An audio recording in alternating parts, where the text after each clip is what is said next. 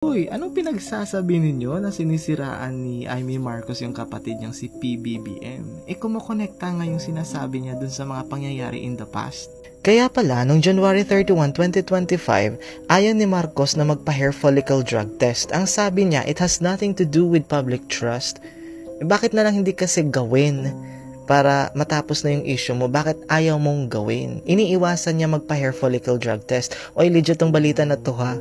Kasi sa GMA News Online, your news authority, galing yan. Yan ha. Ayan yung link. Para baka sabihin nyo, fake news na naman. Tsaka meron pa isang legit na balita na nangyari in the past na pwede nating i-connecta dito sa sinabi ni Amy Marcos. Kilala niyo si Tantoco.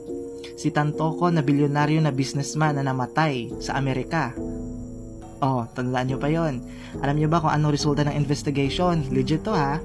Overdose sa drugs. At alam niyo ba kung sinong kasama niya sa kwarto? Sa isang room na yon na meron silang party-party? Si Liza Marcos. Uulitin ko, isa sa mga kasama ni Tantoco sa room na yon kung saan siya namatay dahil na-overdose siya sa drugs is Liza Marcos. At hindi pumutok ang balita na yon, hindi yun kumalat sa buong Pilipinas dahil nakafocus ang lahat sa 125 million na confidential funds ni Sara Duterte na COA audited naman kasi gusto nilang pagtakpan yung tunay na issue. Yun yung time na pinagtutulungan nila si Sara Duterte dahil alam nila na may alam si Sara Duterte sa mga nangyayari sa paligid kung sino ba talaga ang tunay na salot ng bayan. Ngayon ito na. Galing mismo sa bibig ng kapatid ni BBM, si Amy Marcos. Si Amy Marcos na kasama niya mula pa noong pagkabata hanggang sa ngayon, alam na alam niya at kilalang kilala niya ang kapatid niya. Tapos, sasabihin na naman ng mga loyalista, AI.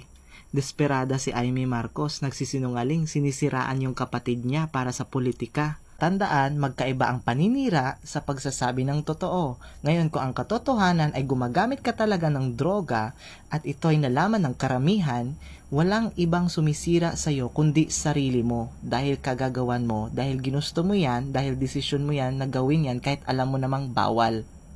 At sa tingin nyo ba, parang chismis lang sa kanto yung isiniwalat ni Amy Marcos?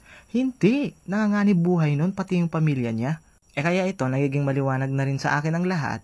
Kaya pala, first day mo pa lang as President of the Philippines, BBM, tinanggal mo na agad yung Presidential Anti-Corruption Commission or PACC para makapagnakaw kayo ng trilyon.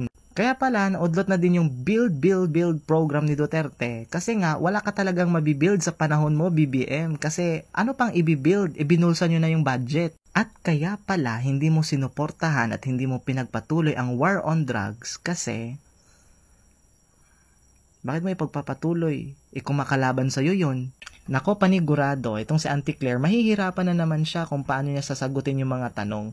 Paano na naman niya ipagtatanggol yung presidente niyang bangag.